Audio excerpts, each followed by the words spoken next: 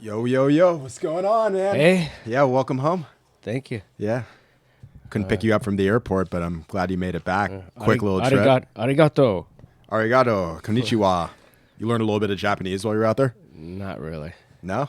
No. Yeah, you didn't try at all? I just was doing a lot of kind of wandering around and checking out stuff, but it was good. I went to Japan to find a distributor for GrindKing, and there was a show called Interstyle, which is their board sports culture show. It used to be, we used to have in the U.S. something called ASR, which is the Action Sports Retailer, gigantic show, which shriveled up to nothing. There was no longer a show here in the U.S., but in Japan, there's still a little show called Interstyle, which is the board culture, surf, skate, snowboard, but it's tiny. I mean, like literally I could walk it in about 15, 20 minutes. We're like the old action sports retailer shows out here. Probably could take you like 3 days just to get It would through all take of you. them. It would take you, at least a good day of, walking every aisle. I mean, it would take, and even then you would miss stuff because it was so big, and so much stuff going on. But this show was like, it was pretty quiet, and I think there's, it's one of those things where it's a sign of our times how things have changed from people going places to see things that they just see it online, and business is done. Even look what happened with Amazon.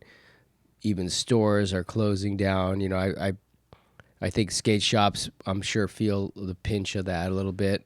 In all over the world is the case because people are just not as into going out as much, and I think COVID amplified that whole stay at home and do as much as you can at home, and it also affect the workforce. A lot of people work from home nowadays, so It was National Skate Shop the other day, and it was kind of like, it was cool because people were doing posts about going into their local skate shop, but a lot of it was like doom and gloom kind of. It was like, this shop's closing down, this skate shop's closing down. well, when you see, like I say, the Intertile show is maybe one of the few shows left.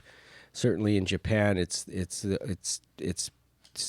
I was there the first time I tried to do GrindKing in 2018. I went there, and it wasn't very successful for me because it wasn't like anyone was that interested. You went during COVID though, right? Right before COVID, it was, you had that boat of quarantine people. Yeah, it was. I actually saw that boat that was stuck there with people on it. I saw the boat. It was happened to be right next to the trade show. That's so crazy, man. That's like zombie apocalypse. Like, stay on the boat, can't come off. It was trippy. Yeah, it was before it really hit that. Okay, this is going to be a big deal for the entire world, and it's going to. It had not gotten to that point where everyone was like, you had to stay in yet. But it was like right, I think the week after was pretty much everything got shut down. You couldn't travel anymore. I remember finding out in the grocery store when COVID was going on. Mm-hmm. I was like, went to the grocery store. I'm like walking around. Everybody's freaking out. I hadn't been watching the news that week. And then I'm noticing, I went to go get paper towels and toilet paper. And I couldn't buy them. I called my wife. I'm like, what's going on right now? In Japan, it's really interesting, the culture, how different it is, and it reminded me about toilet paper. You almost don't need toilet paper because almost every single toilet there has a butt washer. Yeah, it's changed my life. Yeah, the butt washer is like, it's the best thing ever. Humane. Like, that's sort of like how you should wash your bum. Because you're just wiping the poop around. Yeah, the other way doesn't make sense. You're just smearing it around it's disgusting. Yeah, I got one of those toilets at home. Yeah. Life changing. It is. Really life changing. Here we try to think we're the most advanced country or one of them, and we're still just rubbing paper on our ass. Yeah, and to those who are a little bit like, scared to have like water zip up your butt, you get used to it. No, it's actually once you get used to it, it's kind of interesting because you push this button and then you just wait. Something's gonna be squirting your bum. Your bum. So you have to be ready for it. You have to kind of like, tighten it up, prepare a little bit, because it's like you don't want it to go. Dude, once you get going with it, though, you're like, this is bad. Once you get going, it's just like, oh, this is like the way to go. I don't have to. It's like it makes so much more sense. Yeah. So on that note, we're starting to talk toilet talk with episode 20. We're shit hit that like and subscribe. Turn on the notification bells. So episode 20, we're back. Welcome home. Yeah. But I was going to say in Japan though, so I went there to meet with this distributor. Mainly, it was this company called Hasco, which is the largest distributor in Japan. They haven't given me an order yet, but they were very enthused about. It was a good meeting, and so I'm hoping I get in with them. And once I do, I'll let everyone know, because in Japan that's the distributor that can get him into all these stores like Murasaki Sports, which is like a chain store out there, a really good chain store. And I ended up meeting with some of the people from that chain store as well, including going to I found a store that was just kind of, I randomly ran into it, and the guy there, this guy Ken, was really cool, and they I think there's a good chance that I've picked up the right distributor there. Yeah. But if not, there's other ones too that were really cool. Japan is also sort of down in the skate industry is like down right now. Like the economy, everything is sort of down, which is similar to what's going on in the rest of the world. I think it's like that in Europe. It's certainly like that in the U.S., Australia, everywhere in the world right now, I think is feeling the uncertainty of the economy. And so things are a lot cheaper out there right now too, right? Yeah, it's cheaper. So the dollar goes a long way. Strong, so that's the one good thing about it. But I think it's interesting to see how skateboarding is in this sort of like lull. And we could talk about a little bit more later on about why I think that is, and what will maybe remedy that. We did have one order from Japan for the lockers during Kick Flipper. There was this guy. I think it was 2, wasn't it 2? Oh, maybe it was 2, but there was one guy's name was Watts, and he's like an artist out there, and he takes all these vintage boards and old trucks, and he turns them into these kind of amazing. And the other guy pieces. was Clemente. I think it was Clemente. Yeah, was the other guy. Yeah. So shout out to those 2 Japanese orders. We're trying to make our presence known out in Japan. Like a lot of locker reviews are in. We've been getting a lot of locker reviews from people who've actually purchased the trucks, and they're pretty great across the board. We've ran into like a couple little things that here and there, but they were all pretty good reviews. I mean, they certainly had insights into what we could do to make it better, because they're not perfect. Lockers are not perfect.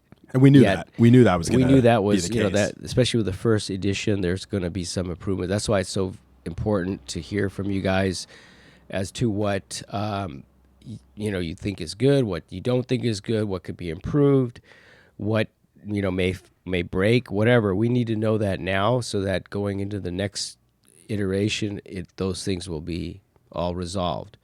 Even the smallest things, we're just trying to make it as 100% better the next time. There's one I can't remember. I'm not going to mention the name, but there was this one review where this guy, 1-star review. This one guy. No, it wasn't that. It was this. It was this one guy that I don't know if I saw this one. No, you did. I did. He reviewed our trucks without riding them. Oh, okay, that guy. And it was just bagging on it the whole time, like how he was so sure that they're gonna break and this and that, and they're ugly, and it was funny because it's like YouTube. We can give him some clout. We can say his name.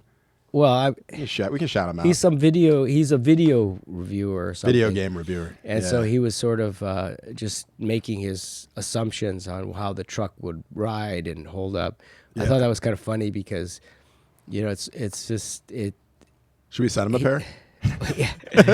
Well, he got a lot. There was a lot of comments that were sort of bagging back at him because they were saying like, "Hey, you're not even riding the trucks, and you're talking all this stuff about them." I saw you guys out there, so thanks, Team GrindKing. You guys went to war for us. I didn't even have to comment. People were got our back out there, which was kind of cool. Yeah, that was cool. But we don't mind constructive criticism. But I think it's fair to say that you should ride them before you make a judgment on anything. It doesn't matter whether it's a truck or a cyber truck or a car or anything. You can't really review something till you've done it yourself. That's sort of, because what happens if you do that, you lose credibility among your viewers. I hate Charmin toilet paper. I've never used it. But it feels good to squish it. Feels good. It's Charmin Ultra. Yeah, but the reviews have been good, so thanks for putting those out. There was a couple other guys who made some videos that I really liked. I'll actually talk about them now. That one guy, Adventures of Skateboarding at 40 Plus. Oh yeah, that was cool. That was a great video. And then Dagner has been going very deep into the details of, making sure that he really seems to be a tinkerer kind of guy, which is great what I insight. am. Yeah. And so I appreciate the tinkering and the length he goes to sort of modify them and try different things out. That's what I kind of geek out on when I see people that really apply like out of the box thinking to things, and that certainly will apply to the lockers, because there's some things that I'm learning from just watching those videos that I didn't even wouldn't have maybe come across unless I was tinkering the same way. I'm tinkering with the paper. No, it's the engineering mind though, and I just want to say too, I love Dagner's videos. They're the best. Like I watch them from front to back. Like, well, he does put a lot of work into the production of, like, he has these kind of cartoon things that he makes or whatever. It's so much fun. Like the collages makes it more fun to watch. So I think that's something that I think maybe we should do some more. I like the idea. I mean, it takes a lot more work, but I think it doesn't go unappreciated. Yeah, I mean, I even let his bone broth concoction at the beginning of every episode. Do you see what he's drinking? I want to know what's in that. He should also do a sort of a Dagner's recipes of this, because he's always cooking up. He's always cooking something up. He's got steak. He's got potatoes. He's got bone broth. Yeah, Dagner's the man. Jason Dagner's the man. But Dagner pipes. But everyone else out there too. Everyone amazing. has their own style, which is cool. You know, you've got everyone doing their reviews their own way, which I think is cool. It's like nobody's really copying anybody. So that's good. To each their own. I mean, I love watching all of them. Yeah, I type in GrindKing on YouTube, and then I'm like, all right, what's going on today?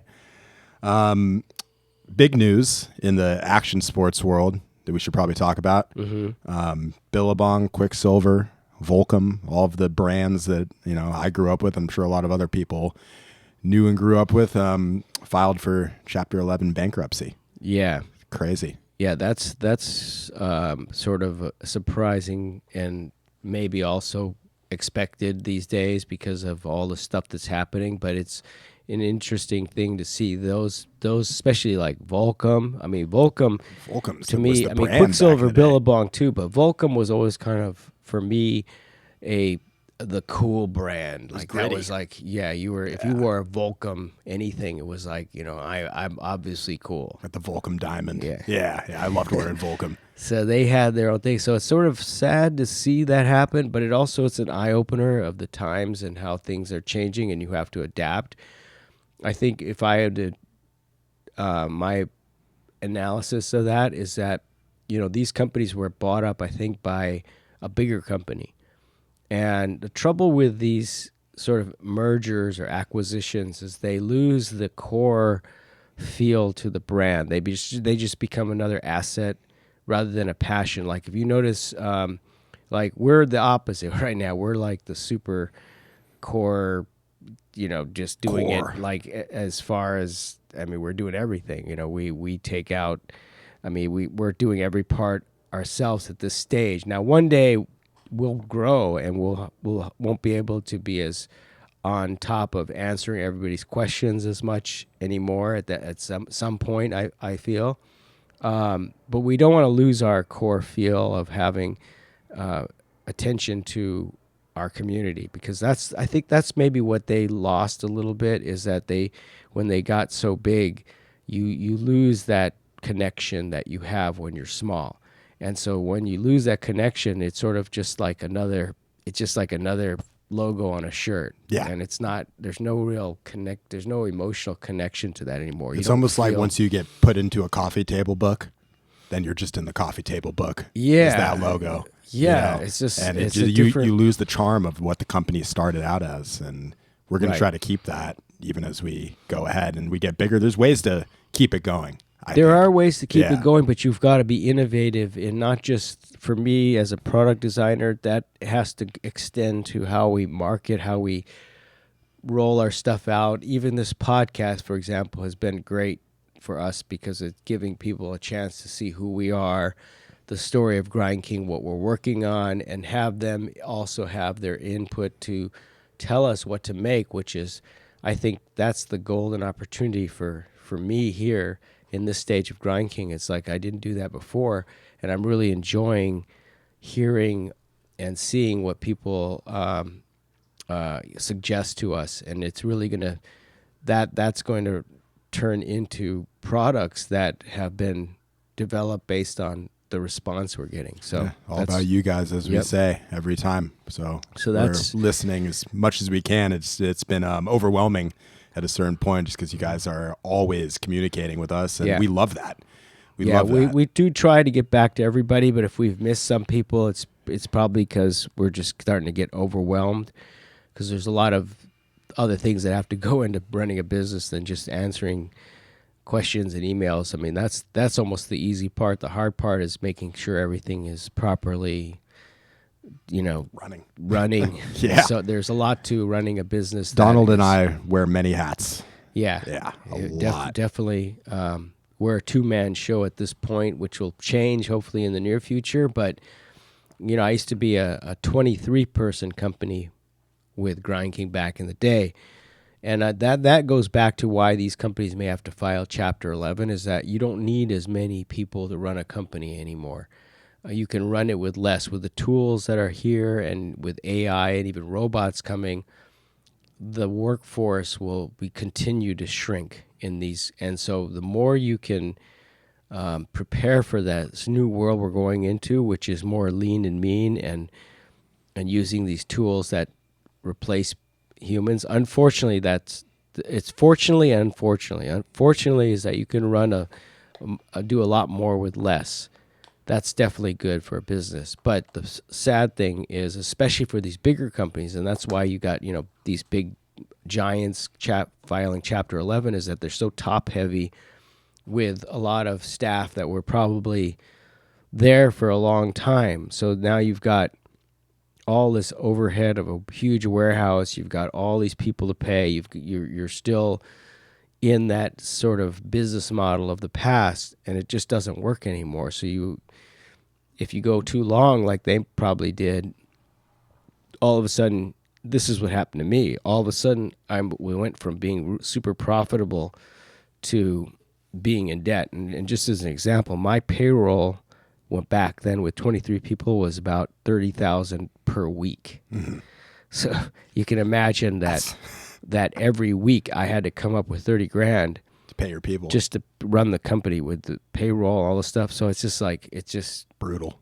Yeah. So if you're not, all of a sudden there's this downturn in business, and you're taking out 30 grand a week, plus you're paying rent, paying all this other stuff, you go down fast. Yeah. You don't realize how fast it takes to go from being profitable to now being in debt. And when you're in debt, you just it starts to accumulate, and then all of a sudden there's this thing called a debt spiral, which I was in this debt spiral where it's like you just start getting more and more in debt, and then people start saying, hey, you owe us this money, and then people saying, oh, you start to get stressed from all this like debt, that people wanting to get paid, and then you're trying to run production, and so then you go to your vendor and say, hey, I need more trucks, and they say, well, you haven't paid our last invoice. So then it's like, oh shit, now I can't even make trucks because one of the vendors needs to get paid. We can't pay him, so now you can't make trucks, and then you get more in debt, and the next thing you know, it's like the toilet's flushing. That's why it's important these days to keep it lean and mean. Yep. Also with all the tools, like you were saying, so it's possible now these days. I think before you needed somebody for every single job, and I don't think that's the case anymore. No, you can solve a lot of, or you can fulfill a lot of the duties of workers of the past with just the tools of today. And like I say, watch out for people out there that are in certain various industries. AI is coming in strong and will replace a lot of those positions. I mean, when you think about even, people like doctors and lawyers and people that work at the DMV or whatever. I'm just all kinds of positions that Uber Eats. I just got my food delivered by one of those robots the other day. Yeah. Yeah. Can't like delivery service done. Waymo, people Exactly. drivers. That's gonna be gone. Even on, I can imagine like I just took my flight from Japan, so you can imagine that you have stewardesses and people going that could be replaced easily.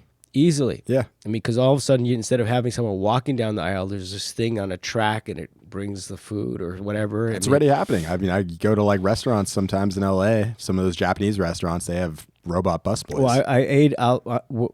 I shot some videos that Ryan's going to put together a collage. Donald goes to Japan. Yeah, something he told me to take. So I did. So one of the things I videoed was this sushi thing. They have them here now. The converter belt sushi. Yeah, those are fun. But the one in Japan, it's like it's probably amazing in Japan though. Yeah, the ones out here are kind of like, how long has that sushi been sitting there? All day. It kind of scares me. But we did talking about like the skateboard industry and then these companies filing for Chapter 11. I keep seeing videos of like people saying skate industry is doomed. Like, what are we gonna do? And want to talk about that a little bit, but we did see that video. Do you want to watch it of that guy that was talking about the skate industry a little bit? Because he did say something kind of interesting. Yeah. Yeah. You want to put it on real quick? Yeah, if you can do it. Yeah. Because there is a lot of sort of fear that the skate industry is dying or what's going to happen to all the pros, the shops, all even distributors. So we were what is this? Who is this one? So this guy is OG Skateboard Steve. Okay. OG Skateboard Steve on YouTube, and he's got a YouTube video titled "Is the Skateboard Industry Dying Off?" Let's watch. The crazy thing is, I mean, I can go on Instagram and I can see somebody do this absolute crazy trick. I can see 540 big flip, crook, 720 flip out, and I go, oh, dang, that was crazy. Scroll right to the next one. And it never used to be like that. Has social media really changed skateboarding, or is it something else? Because I remember when I couldn't wait for the newest edition of the Skate Mag to come out, or the newest 411 video, or, for one of my favorite pros to release their part. And it seems like now there's a lot of brands that are dropping skaters that skate for them. The brands have changed. There's so many brands of skateboards now, like, it's ridiculous. There used to not be this many brands of skateboards. I mean, it used to be a handful, maybe, 8 or 10. And when you followed your pros, you followed that particular brand. And that's usually what you skated. You wanted to skate what your favorite pros skated as far as wheels and trucks and bearings and skateboards. You wanted to wear the clothes that your favorite pros wore. I mean, that's the way the industry was, and it's kind of changed now. I mean, I remember back in the day when the local shop, would post on. So I think that just kind of what he said there, I wanted to comment on did social media have something to do with this whole thing? And I think the obvious answer is yes, because, and this is something that I've always had a problem with, is that when back in the day I used to advertise in magazines, we did the trade shows, and it was all kind of the skate club was all unified in one area where it was all about skateboarding. It's a true industry. It was an industry that was kind of a culture industry. And then what happened with these platforms like Instagram and whatnot, you have a sea of everything. Everything's in there, from like knitting to drifting to skateboarding to you name it, fishing, golf, it's all combined now in there. Yeah. And then the algorithms, you're scrolling, you're looking at some skateboarding, and maybe you're looking at some girl, you're looking at some whatever you're interested. For me, UFOs, and the next thing you know, you see all that in your scroll. So it's so distracting that you've lost the culture is mixed with all this other stuff, so it's no longer a focused culture. It's sort of like it's pieces of it scattered, and you have to find it or stumble into it. It isn't just like where you can just go and say, this is all my people, and this is all the new stuff from skateboarding. How do you find even new stuff? I mean, we're lucky because a lot of people have been doing reviews on the trucks, but if it wasn't for that, it would be... We'd be lost in the ether. With a bunch of other stuff. So that's a problem. And, when there's a problem, there's only a matter of time before someone or something will usually solve that problem or address the problem. If not, that's an area that someone should be looking at. And certainly, just for me, I want to not just innovate products, but I want to also help contribute to this problem, because I think even just this YouTube podcast is sort of a step in the right direction, because it's sort of giving people a chance to learn about GrindKing and who we are and what we're making. At least it's a little bit of that, but it's not enough for the whole industry. The whole industry needs a sort of like a hub where it's the culture needs to be on its own platform. That's the best way I can put it, is that these things like YouTube, Instagram, Facebook, TikTok, Amazon, these are all what are called platforms in a sense. They have a whole ecosystem of things that they do that tie into what ultimately is best for them in a sense. They're really looking out. They're like these big companies that have a large appetite, so they have to pull from all these areas, from skateboarding, from cars, from motorcycles, from everything, and that's what makes them so successful, because they're just like this massive monster pulling all income from and advertising from all these industries to survive. But the trouble with that is that it doesn't reflect a specific industry. Like certain people that run these platforms, they may not be skateboarders or give a crap about skateboarders, but yet they'll want to take your money, because that's how they make money. They have to take money from small businesses like us and other businesses, so that they make their billions and billions of dollars off of that. But the trouble is that that just benefits them more than it benefits any of these little industries like skateboarding. I believe skateboarding kind of needs its own platform, and one day, I'd like to see that happen and maybe be involved with that. So that's one thing that's been in my head, to sort of, how do we solve this problem for skateboarding to where it gets its focus back and not just gets lost in the diluted sea of everything. Yeah, a point he made in that video too is that he was kind of referring to the problem, and then he was saying that the solution to the problem is to go back to the old way.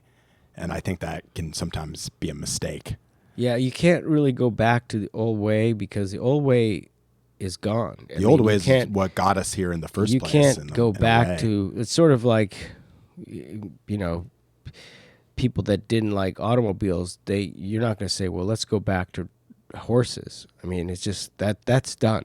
And the fact is we're going into AI and robots, and you're not going to say, let's go back to having manual labor. That's not going to happen. You got to stand with the times. You got to be able to progress and change with the future in mind, or you get left behind really fast. If you listen to tech people, like, the people that are leading technology, they will tell you that, like, they're warning you. They're warning that, hey, it's coming faster than even they thought, that this change is going to be in our lifetime, where we see robots replacing and AI replacing tons of jobs. And if you could just think about the ones, doctors could be replaced, lawyers, anyone doing manual labor, anyone that's an Uber driver, anyone that's these are all things that a machine will eventually do better and will replace them. So the days are not. It's not a if. It's a when. So if you're in a category where if you're doing something out there right now, think about it. Can you be replaced by a machine? And if the answer is yes, I suggest you start to look for other ways to be valued in some way. Have a purpose that fits into an ecosystem that's going to be around for a while. Skateboarding, let's just say, used to be like pros. Skateboards used to be a business where professional riders could get paid. Well, that's changed too. The good thing is that you probably aren't going to have robots. Oh, you probably will have robots that skate one day, but there's still going to be this. You think they'll have style? Huh? You think they'll have style? They can have any style you want. You can have a Jay Adams robot, a Hosoi robot, or it's the exact same style. Oh man, Talking I'm the same out way. once robots start skating. Yeah, I'm good, man. don't think it's not going to happen. I mean, it's happening. Imagine 100 years from now. 100 years from now, the technology. If you went back 100 years earlier from right now, if you went back, 2025? So 1925. Yeah. Look at the technology just from that little jaunt to now. I mean, imagine showing an iPhone to someone in 1925. They would think you're God. Yeah. I mean, they couldn't get it. They would be like, I don't understand it. They might hang you though. Yeah, you might get you might die. You might be the devil. Actually, you might be considered the devil because it's witchcraft. Yeah. Go a little bit further back to 1920, but yeah, it would be witchcraft back in the day. Pretty much. I mean, you'd definitely be. It would be you wouldn't be understood. People couldn't understand it. Even if you told them take it apart and figure it out, it would take maybe never for them to figure it out because the technology hasn't reached that point where they can understand what a silicon chip is. That just looks like a piece of dirt, or a piece of whatever. So you could go in the reverse too, like It's almost like Cortez showing up on the beach with the Aztecs, and he's going in on the ship, and they're like, "Oh my God, the gods have come!" But at the same time, you could reverse that and basically say there's probably technology from the ancient past that we don't understand that was considered something. Which there is. I mean, there is. When you go way back, way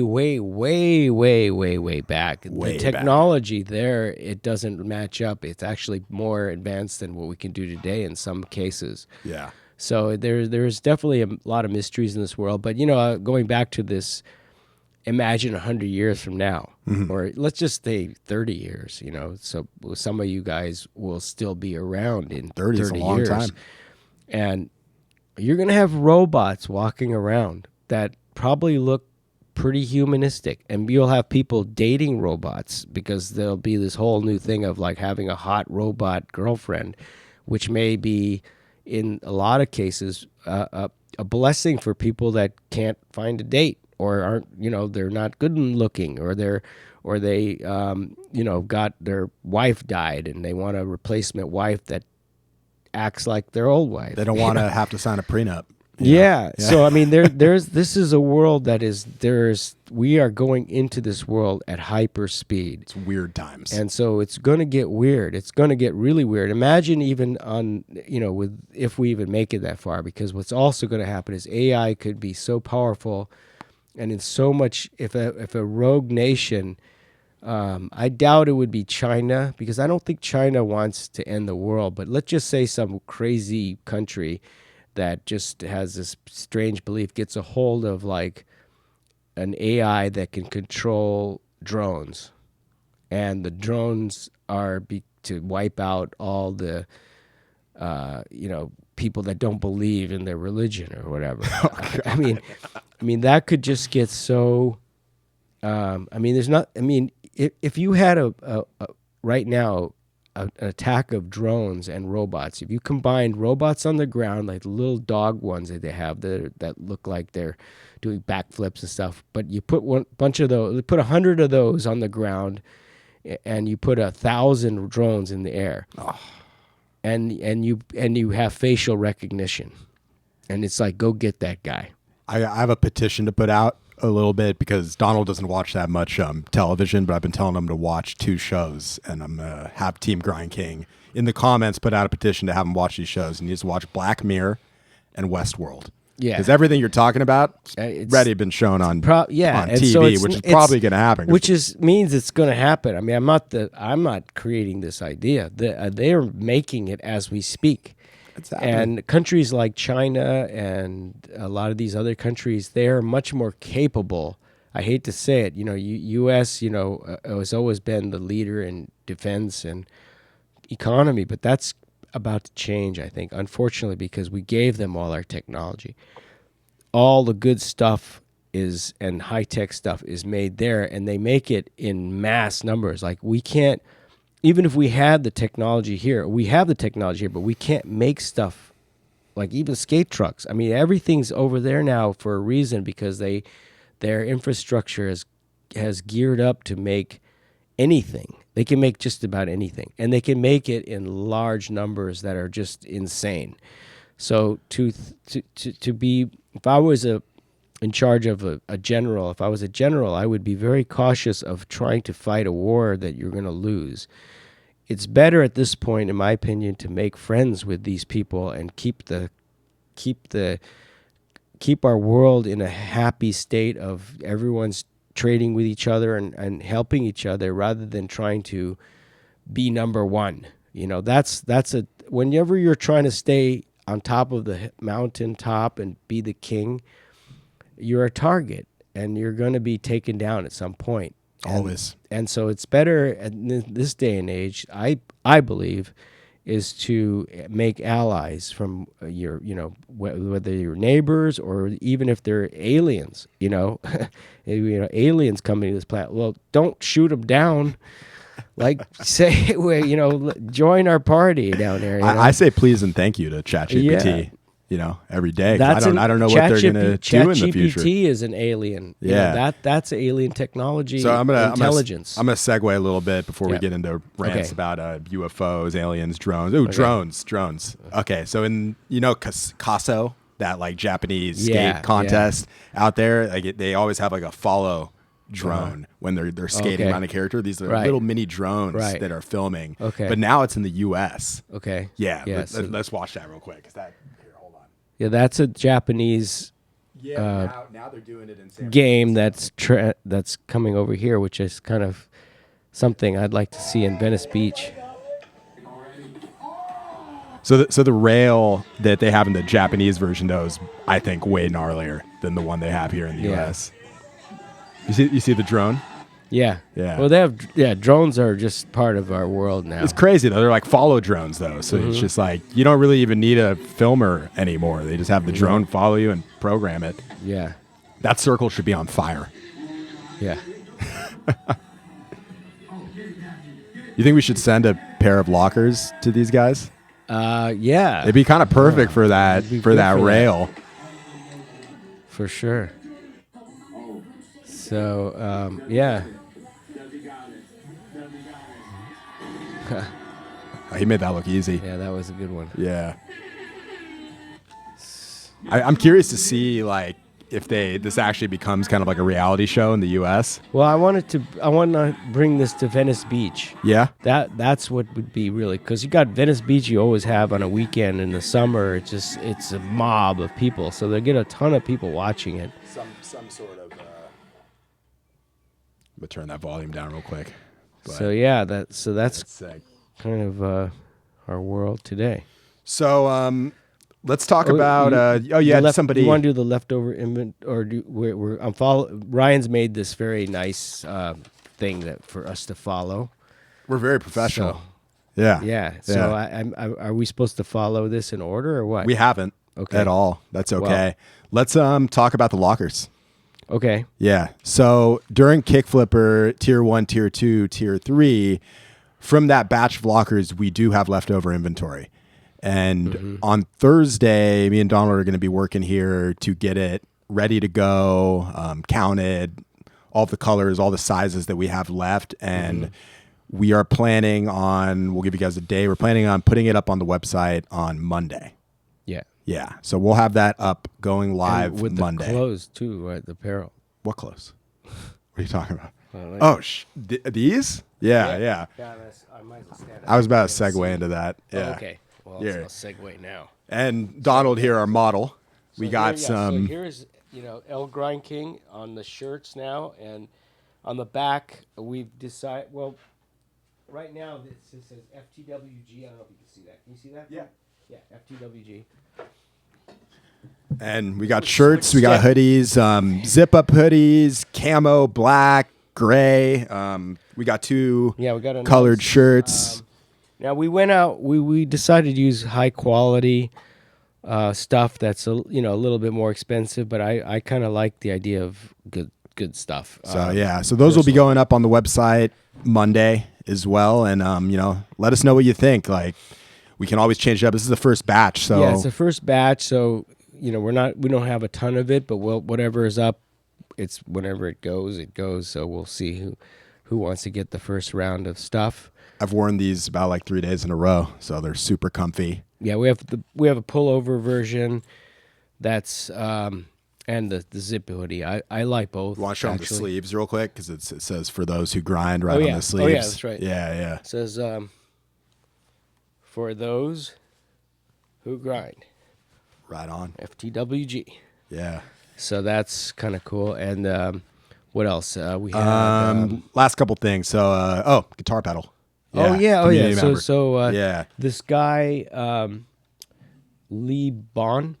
Yeah. His company is called Empath Electronics. Yes, Empath Electronics. And you can find him on Instagram. He saw my guitar back there and very kindly made this very cool FX pedal, which has even skateboard wheels. He's got the trucks on the So bottom. I can kind of fingerboard it. Yeah, when I'm and playing guitar. you can find him on Instagram at Empath Electronics. I might have to do a little jingle with this thing. Well, we actually need to make a GrindKing introduction. I might do a little. I have an idea podcast to play something with this pedal, because I haven't played it much, but when I plugged it in, it was a monster. My amp went from like just kind of quiet, and it just almost exploded. And I put this on there. It was like it had some power inside of here. So I'm gonna see if I can come up with something to play, a short little thing, maybe next time or whatever. We'll figure it out. Right on. Okay. Yeah. Well, last two things just before we get going here and get to work. Thanks, Lee. Yeah. Thank you, Lee. That's awesome. I appreciate that. That's really cool. I love the green too. It was like perfect with the. Yeah, and by the way, he's in Denmark, and does it's called Empath Electronics. He builds these things. He builds. I think he fixes amps and electronic stuff, and he builds these little pedals and probably some other cool stuff. So check him out. Yeah. So we got a contest still going. I haven't gotten that many entries, but you can win a free pair of lockers. It's our GrindKing contest. So showed the sticker. I'll put it up on the screen. Yeah. Well, it was basically who can get close enough to the original GrindKing position. GrindKing sticker. I'm going to put it up on the screen. Oh, you got it? Yeah. I'll put it up on the screen. So whoever gets closest to that in a picture, video, post it on Instagram, hashtag FTWG, you'll win a free pair of lockers. I'll have the contest run for another couple weeks. Last thing I talked about last episode, we're doing a kind of a collaboration video with all the community members of Team GrindKing. So send in your clips. It doesn't have to be skateboarding. It can be art. It can be skateboarding. It can be music. Send them in to Ryan@grindking.com. I'll keep that open for a while, because I know a lot of your guys' hometowns and the places you live, it's still snowing. So send in your clips, 30 seconds tops, Ryan@grindking.com. And I think that's pretty much it. Yeah. You got anything to say before you were okay? I think that's it. Yeah. That's it. Right on. Shout-outs, yeah. So thank you guys. We'll see you in the next episode. Let us know what you think. Keep commenting. Keep telling us what you want to see next. Keep telling us what you want Team GrindKing to become, because it's about you. So peace out. Hit the like or subscribe. Turn on the notification bells for all things Team GrindKing. Peace out. Thank you.